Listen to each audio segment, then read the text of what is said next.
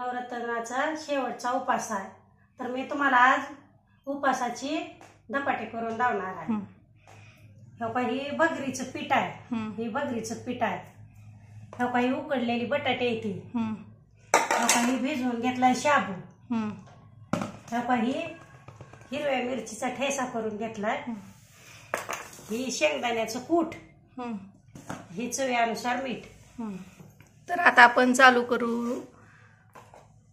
प्रथम भगरीच्या पिठामध्ये हे आपले उकडलेलं बटाटे टाकून घ्यायचं।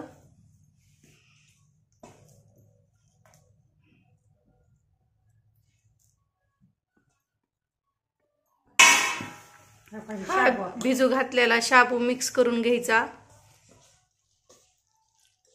जरा जास्तच भिजू द्यायचा। जेवढा जास्त भिजेल तेवढा चांगला शाबू।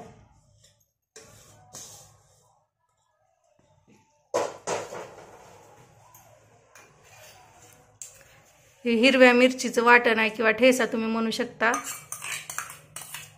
थोड्या मिरच्या लालच झाल्या होत्या।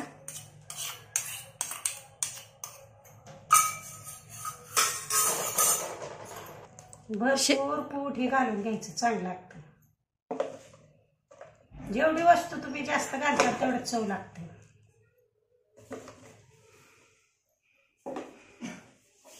मीठ टाकून घेतलेला, ठेस्यामध्ये मीठ आहे त्यामुळं जसं लागल तसं मीठ टाकून घ्यायचं। एक जीव करून घ्यायचा सगळ्याचा, असा एक जीव करून घ्यायचा सगळ्याचा।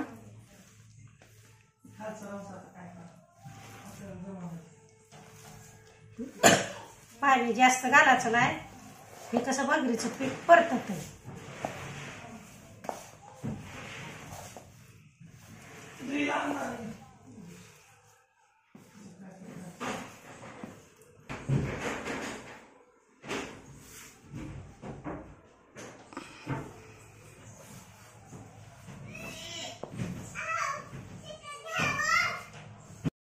मी तिकडून बसू का शुभे?